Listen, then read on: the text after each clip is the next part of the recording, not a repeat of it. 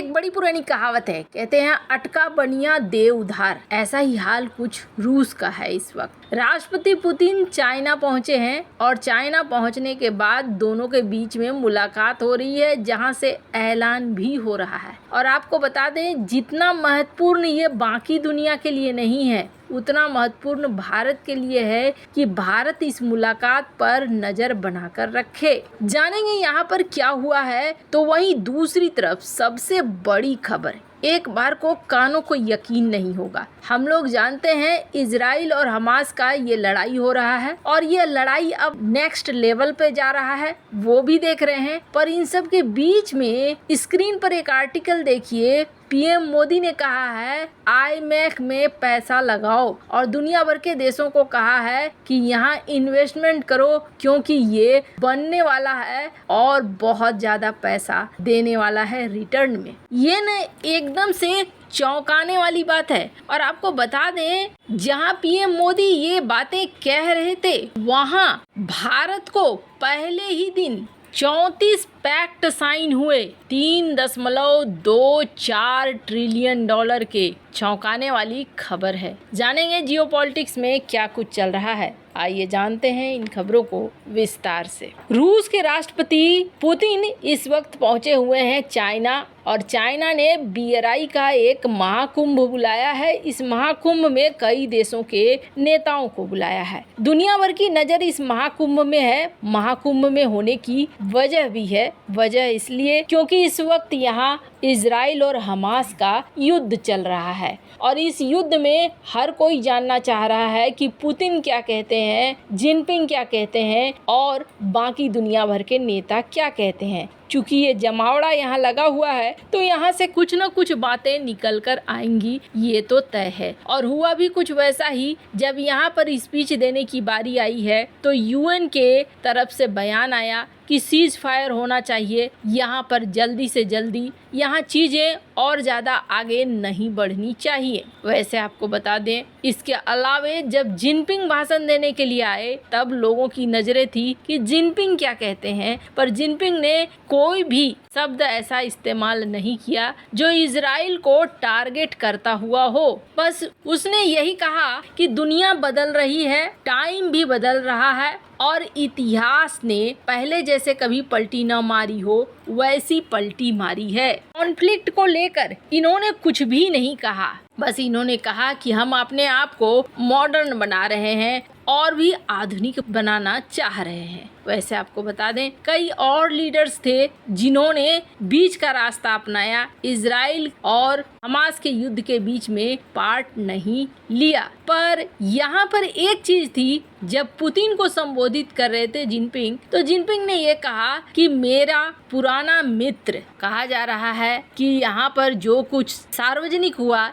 इसके अलावे दोनों देशों के बीच में मुलाकात हुई, बात भी हुई। अब भारत को चौकन्ना रहने की जरूरत क्यों है, तो आपको बता दें, इस वक्त जो सच्चाई है थोड़ी कड़वी है लेकिन सच्चाई है। कोई भी अपनों को या अपने दोस्त को कमजोर नहीं देखना चाहता है, लेकिन सच्चाई ये है कि रूस की इकोनॉमी इस वक्त डाउन जा रही है और जब इकोनॉमी डाउन जा रही है तो उसने दो हाथ पकड़ के रखे हुए हैं। एक चाइना का हाथ उसने पकड़ा है, एक भारत का हाथ पकड़ा है। और चाइना के पास इस वक्त भारत की तुलना में ज़्यादा पैसा है और चाइना और रूस का व्यापार भी ज़्यादा होता है। ऐसे में जब बात आएगी कि चाइना और भारत के जंग की, तो या तो रूस चुपचाप हो जाएगा या फिर उसका झुकाव चाइना की तरफ चला जाएगा। ऐसा हो सकता है क्योंकि पुराना इतिहास भी ऐसा रहा है। जब 1962 की जंग हुई थी तब रूस की तरफ से एक स्टेटमेंट आया था और रूस ने ये कहा था, एक तरफ मेरा दोस्त लड़ रहा है तो एक तरफ मेरा भाई लड़ रहा है। भाई उसने चाइना को कहा था और दोस्त उसने भारत को कहा था।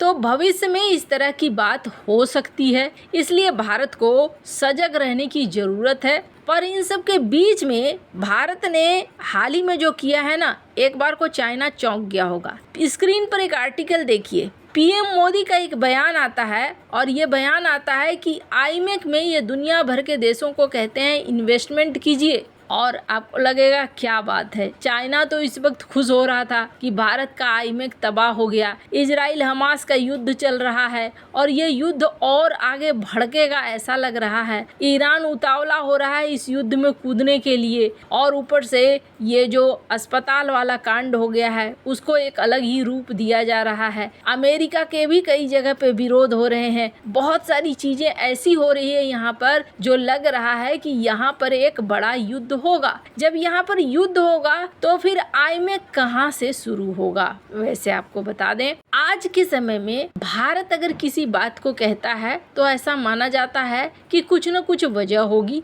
यूं ही बयान भारत नहीं दे देता है। पिछली बार G20 सम्मेलन होने से पहले पीएम मोदी ने एक बयान दिया था और लोगों से कहा था कि अगर शेयर मार्केट में निवेश करना है ना तो सरकारी कंपनियों पर निवेश करो, आपको अच्छा रिटर्न मिलेगा। तब लोगों ने मजाक बना दिया था और उन्हें लगा था कि ऐसा थोड़ी कुछ होगा, सरकारी कंपनियां तो कभी भी अच्छा मुनाफा नहीं देती हैं, ये क्या खाक मुनाफा देंगी। पर G20 के बाद सरकारी कंपनियों के शेयर मार्केट में उछाले मारते हुए देखे गए। क्यों? क्योंकि G20 में भारत ने ऐलान कर दिया बहुत सारे प्रोजेक्ट का, जिसमें बायोफ्यूल प्रोजेक्ट, इसके अलावे आईमेक, इसके अलावे भी कई सारे प्रोजेक्ट थे और सब में कहीं ना कहीं सरकारी कंपनियां इन्वॉल्व थी। अब पीएम मोदी ने ये स्पीच कहाँ पे दिया है तो आपको बता दें, ये दरअसल एक समिट हो रहा है, ग्लोबल मैरीटाइम इंडिया समिट, और इस समिट में पहले दिन पीएम मोदी ने इसका उद्घाटन किया और उद्घाटन करके इन्होंने एक स्पीच दी। इस स्पीच में इन्होंने बताया कि जल्द ही भारत दुनिया की तीसरी अर्थव्यवस्था होगा। फिर इन्होंने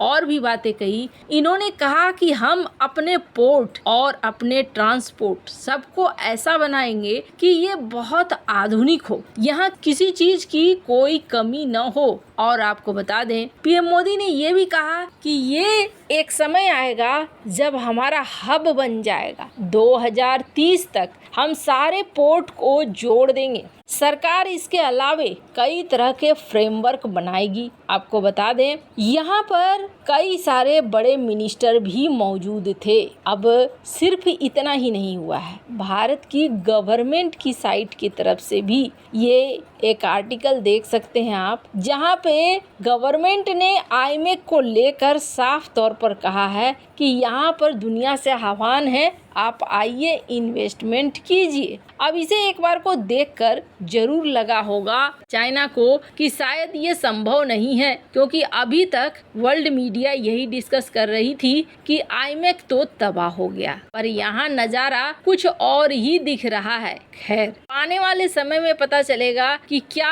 आईमेक बनकर तैयार होता है, यानी कि India middle east Europe economic corridor तैयार होता है या नहीं होता है। पर फिलहाल इस ग्लोबल समिट में 34 पैक्ट साइन किए गए और न सिर्फ 34 पैक्ट बल्कि कितने रुपए का 3.24 ट्रिलियन रुपए का MOU साइन किया गया है। पोर्ट का, ट्रांसपोर्ट का और सड़कें बनाने का, बहुत सारी चीज़ों का ये इस वक्त बड़े लेवल पर चल रहा है। वैसे इन सब मामले में आपकी क्या राय है, कमेंट कर जरूर बताएं। जल्द मिलते हैं अगले वीडियो में नई खबर के साथ।